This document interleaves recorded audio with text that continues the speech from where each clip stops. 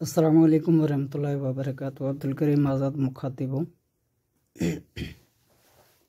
आज का हमारा मौजू है कीमियागर भाइयों के लिए। तो चैनल के ऊपर कुछ कीमियागर भाई हैं जिन्होंने इसरार किया था कि हमारे मुतालिक यानी कि कीमिया के मुतालिक भी कोई वीडियो अपलोड कर दें तो बड़ी नवाजिश होगी। और चूँकि ये इल्म कीमियागरी इल्म की हद तक तो दुरुस्त है, ठीक है, कितनी इसमें सदाकत है, हकीकत है, अल्लाह ही बेहतर जानता है कि इस इल्म में कितनी हकीकत है। ना तो हम इस इल्म से इनकार कर सकते हैं और ना ही इसका इकरार कर सकते हैं कि आया ये दुरुस्त है। इकरार इसलिए नहीं करते क्योंकि हमने अपनी नज़रों से, आँखों से कभी होते हुए नहीं देखा। तो लिहाजा तमाम भाइयों से जो इस फ़न से दिलचस्पी रखते हैं, इन सब से गुजारिश है कि सुने सुनाए नुस्ख़ाजात या इस तरह के जितने भी जो इल्म कीमियागरी यानी कि ज़र बनाने के मुतालिक हो, सोना चांदी बनाने के मुतालिक हो, तो इनके ऊपर मन व अमल हरगिज़ नहीं करना चाहिए जब तक कि आपके पास बेहतरीन उस्ताद गुरु मौजूद ना हो। जब भी ऐसा कोई काम करें तो अपने उस्तादा की निगरानी में ही किया करें तो सबसे बेहतर है। अपने तौर पे इस तरह का काम करना कतन फ़ायदा मंद नहीं होता। तो कई लोग ऐसे देखे जो इस काम की वजह से बर्बाद हो गए। कई बड़े बड़े अमीर लोग इसमें बर्बाद होते देखे हैं, जिनकी मिसालें देना ज़रूरी नहीं है। लिहाजा बिलावजह अपनी जमा पूंजी, मेहनत मजदूरी करके, कारोबार करके जो पैसे आप कमाते हैं वो इस कीमियागरी की भेंट चढ़ा देते हैं और आग की भट्टियों में झोंक कर इसे कोयला राख बना देते हैं। तो इस काम से बेहतर है कि कोई जदीद तहकीक की जाए, कोई ऐसी दवा ईजाद की जाए जैसा कि शुगर है, कैंसर है, बरस कोड़ की बीमारी है या गुर्दे फैल की बीमारी है, इस तरह के अमराज हैं, उनके ऊपर अगर तहकीक की जाए, मखलूक की खिदमत की जाए तो वो सबसे ज़्यादा बेहतर होता है। तो इन चक्करों में आकर हम अपनी जमा पूंजी बर्बाद करते हैं। घर, बच्चों का रोज़गार जो बच्चों के लिए हम कमाते हैं तो उनके मुंह का निवाला भी हम छीन लेते हैं। तो ऐसा काम हरगिज़ नहीं करना चाहिए। इसमें फ़ायदा कम, नुकसान ज़्यादा है। तो बेहतर है कि इसी काम से जितना भी इज्तनाब किया जाए वो ज़्यादा बेहतर होता है, या कम अज़ कम, क्योंकि इस काम में ज़्यादातर लोग देखें वो किसी की भी नहीं मानते, चाहे उसे कि कोई दुरुस्त ही क्यों ना बता रहा हो, सच कह रहा हो, मगर ये लोग मानने से काफिर होते हैं। इनको जितना भी समझाया जाए ये नहीं समझते। ये नशा ही ऐसा है कीमियागरी का। तो लिहाजा बेहतर यही है कि आप मजदूरी करके 500-1000 रुपये कमा कर और इन भट्टियों की, कोयलों की भेंट चढ़ा देते हैं, जला कर ख़त्म कर देते हैं, राख बना देते हैं। तो इससे बेहतर है कि ये पैसे अपने माँ बाप के ऊपर ख़र्च किए जाएं, अपने बच्चों के, बेगम के ऊपर ख़र्च किए जाएं, अपनी बच्चों की मुस्तकबिल के ऊपर ख़र्च किया जाए, उनकी तालीम के ऊपर, अच्छे खाने फ्रूट के ऊपर ख़र्च किया जाए तो ज़्यादा मुनासिब रहता है। इसके अलावा काफ़ी लोग ऐसे भी देखे हैं इस फ़न में कि वो नौसरबाज़ों के चक्कर में आकर ख़ुद को लुटा देते हैं। मसलन कोई कहता है कि मैं कीमियागर हूँ और मुझे इतने पैसे 50,000 चाहिए या लाख रुपए चाहिए, मैं आपको नुस्खा बता देता हूँ कि ये इस तरह करने से आप चांदी बना लेंगे या सोना बना लेंगे। तो ये भी झूठा शख्स है।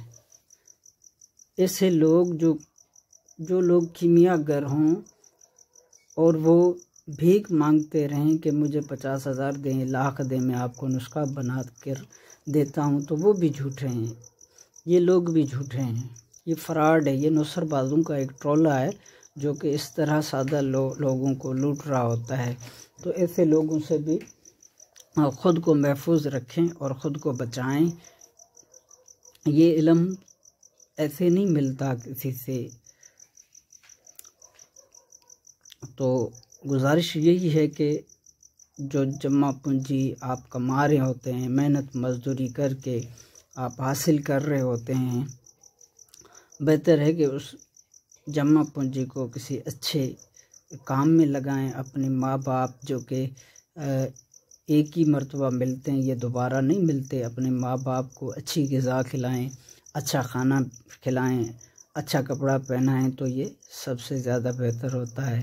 इसके साथ साथ अपने बच्चों की तालीम पे तवज्जो दी जाए, अपने बच्चों को अच्छे से अच्छे कपड़े दिए जाएं, बेहतर खाना दिया जाए, उनकी सेहत के ऊपर तवज्जो दी जाए, तो ये इससे ज़्यादा बेहतर होता है। और रब ताला कई दरवाज़े रिज़्क़ के खोल देता है, हमें पता ही नहीं चलता कि रिज़्क़ कहाँ से आ रहा है।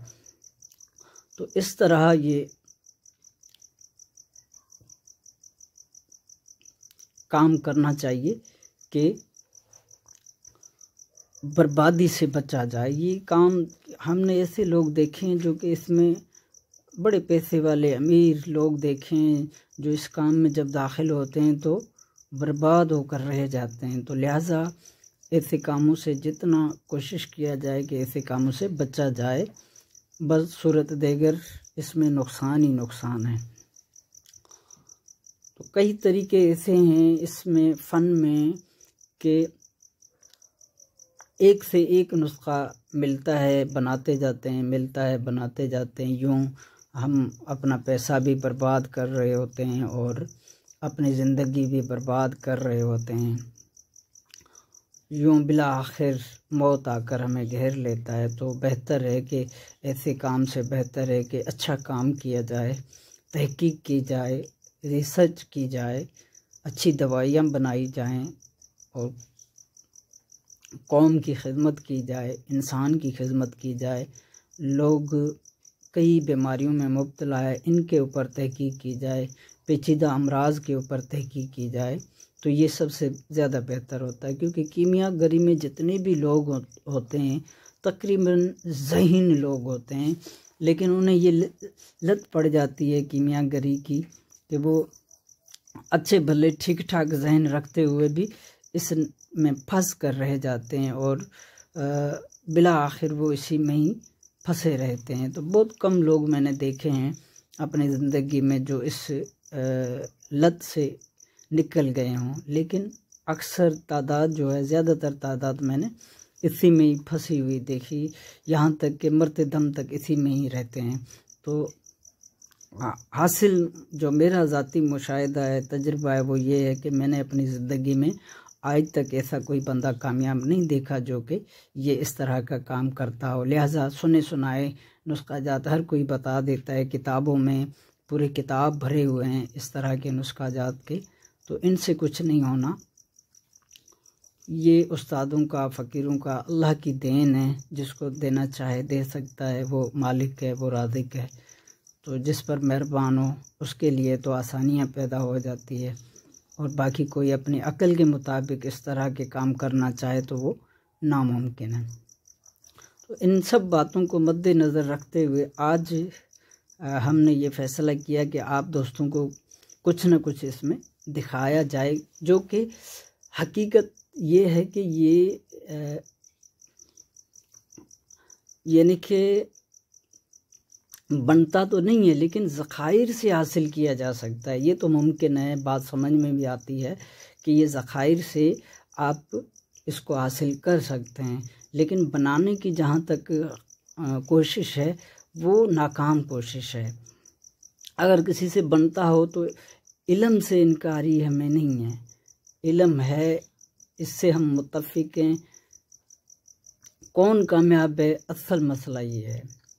तो ज़ाहिर है जो कामयाब होगा उसके सर में दर्द थोड़ी है जो इस तरह बताता फिरेगा। लिहाजा जितनी कोशिश की जाए इससे बचा जाए। तो इस मौजू के हवाले से हमने आज फ़ैसला किया था कि दोस्तों को क्या बताया जाए, किस तरह बात की जाए, मुझे ये भी समझ में नहीं आ रहा था कि आप दोस्तों से किस तरह मुखातिब हुआ जाए। तो हमारे तजर्बे में एक मुशाहिदा में एक बात आई जो कि आज हम आपसे शेयर करते हैं। ये पारा है, इस पारे में एक खासियत ये है, ये बाज़ार में कभी कभी पारा आता है। इसमें खासियत ये है कि इसको हाथ लगाने से, ऐसे छूने से इसमें एक गाढ़ापन नज़र आता है, जैसे गुब्बारा भरा हुआ हो, उसको इसे उंगली से दबाया जाए तो किस तरह सख्त और नरम मालूम होता है, ये पारा भी इसी तरह होता है। तो इसमें कुदरती तौर पर कमर यानी कि चांदी सोना पाया जाता है, कुदरती तौर पर इसके अंदर पहले से ही मौजूद होता है कुदरती हिसाब से। तो बड़ी कम मिकदार में ये बाज़ार में कभी कभी मिलता है। तो इसमें चांदी का हसूल कैसे मुमकिन होगा, ये मैं आपको आज तरीका बताता हूँ कि इसमें से अगर पारे में चांदी है तो हमें कैसे पता चले इसमें चांदी है। हमारा तो तजुर्बा यहाँ तक है कि हम इसको बाहर से देखकर पहचान लेते हैं कि इसमें चांदी है या नहीं है, और अगर बाहर से ना भी पहचान पाएँ तो ऐसे हाथ लगाने से हमें पता चल जाता है कि आया इसमें चांदी है या नहीं है। तो आज हम दिखाते हैं कि कैसे इसमें हासिल की जाए चांदी। तो ये सबसे पहले आपने हस्बे ज़रूरत पारा ले लेना है जो कि मार्केट के अंदर इसी क्वालिटी का दस्तयाब हो, जिस तरह का हम आपको बता रहे हैं कि गाढ़ा होगा और हाथ लगाने से इसे महसूस होगा कि ये कोई चीज़ है, गाढ़ी सी चीज़ है। पारा में इस तरह महसूस होगा कि इसके अंदर चांदी है। ये पहली मर्तबा तो आपको पता ना चले, लेकिन जो जो तजुर्बा करते रहेंगे तो पता चलेगा कि वाकई इसके अंदर चांदी है या नहीं है। तो इसको परखने का एक तो ये पारा आपने हस्बे ज़रूरत लेना है। इस तरह की बाटी लेनी है जो कि तेज़ाब प्रूफ बाटी हो, और नहर का पानी ले लेना है, यानी कि कोशिश कीजिए कि नहरी पानी हो। तो नहर का पानी ले लीजिएगा और तेज़ाब शोरा, ये तेज़ाब शोरा है, तेज़ाब शोरा लेकर कुछ मिकदार इसके अंदर डाल देनी है।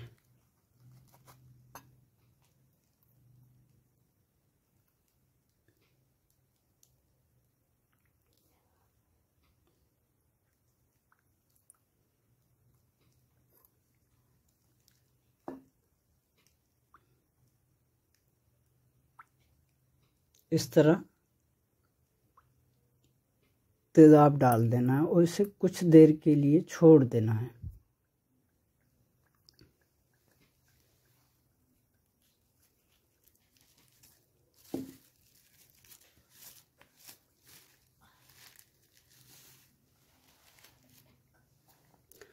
अब अगर इसके अंदर चांदी होगी तो हम इसको हिलाकर देखेंगे।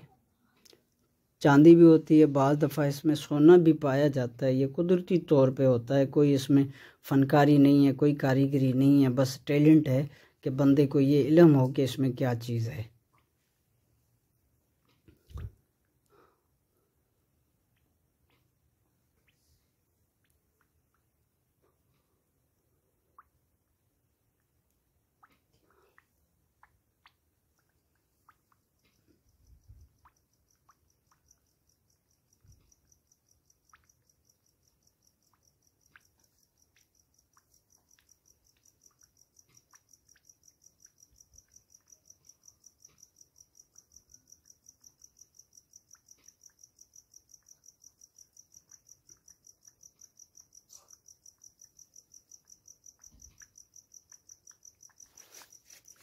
पहचान का तरीका ये है कि अगर इसमें चांदी होगी या सोना होगा तो हम इसमें जो ही पानी डालेंगे तो ये वाइट हो जाएगा।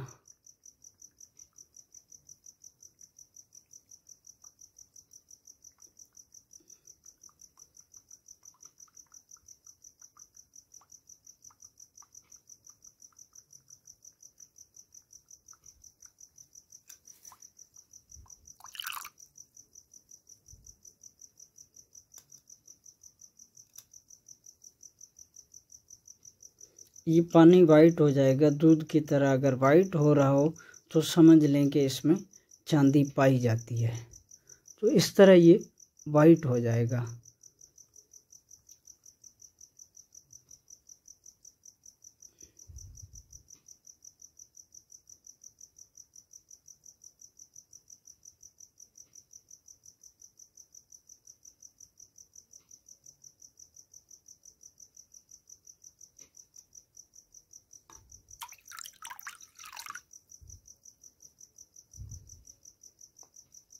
ये दूध की तरह होने लगे तो समझ लें कि इसमें चांदी है, और अगर दूध की तरह नहीं हो रहा तो समझ लें कि इसमें चांदी नहीं है। तो इस तरह इसकी पहचान की जाती है।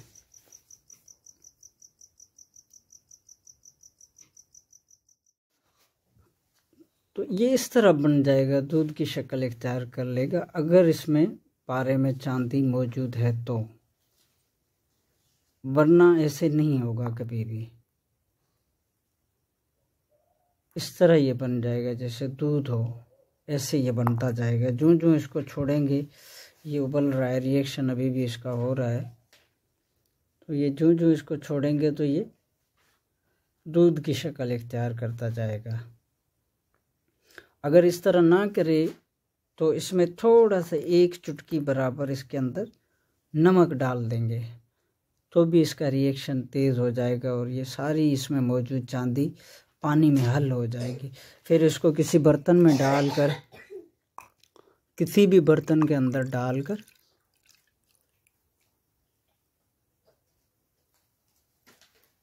इस तरह इसको बर्तन में डालकर, और इस बर्तन के अंदर तांबे का यानी कि पतरा रखा जाता है।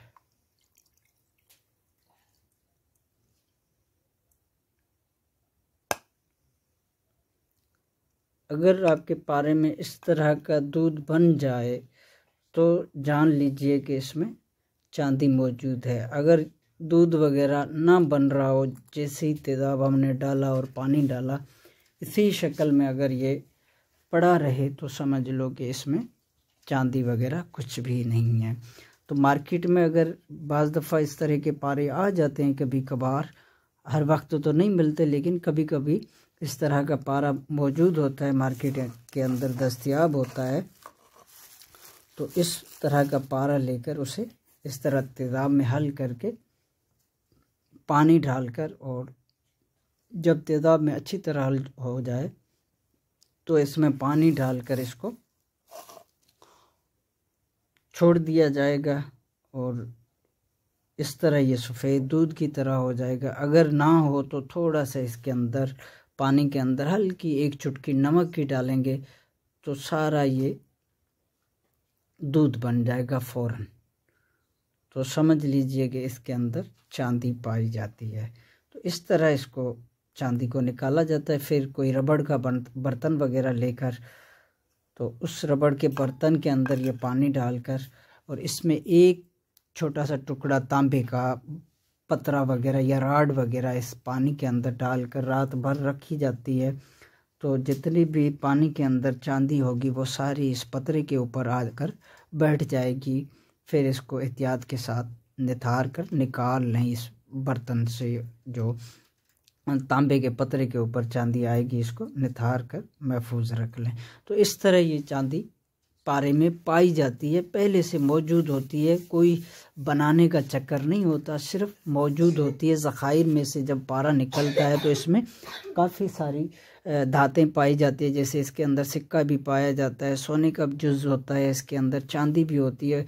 चांदी वाला पारा अमूमन बाज़ार में अक्सर मिलता है। ख़ास तौर पे मिसाल के तौर पे अगर 10 किलो पारा ख़रीदा गया है तो अगर उसमें बाशर्त के उसमें चांदी पहले से मौजूद हो, अगर उसमें चांदी मौजूद है तो 10 किलो पारे में से 1 से 1.5 किलो तक चांदी पाई जाती है। उसको इस तरह तेज़ाबों से हल करके निकाला जाता है। पारा दोबारा वो अपनी असल शक्ल में आ जाता है, जो कि इस बर्तन में नीचे होता है। मैं आपको दिखा देता हूँ एक मर्तबा फिर कि पारा इसमें कैसे हमें पता चले कि पारा है या नहीं है। तो इस तरह इसको ये पारा है नीचे इसमें पारा है। इसको जब निथार कर हम निकालेंगे तो पारा ही अलग अपनी असल शक्ल में हमें मिल जाएगा। जो ही हम इसको ये जैसे ही ये खुश्क होगा, जब ये खुश्क होगा, क्योंकि इसमें अभी पानी है तो पानी सारा एक साइड पे हम करके जब इसको खुश्क करेंगे तो पारा इसमें हल होगा, वो भी नीचे बैठ जाएगा। तो इस तरह इसको पारे को भी ज़ाय नहीं किया जाता, पारे को भी निकाला जाता है और चांदी भी निकल आती है। इस तरह करके पारे से चांदी निकाली जाती है। आपकी दुआओं का तालिब, अब्दुल करीम आज़ाद।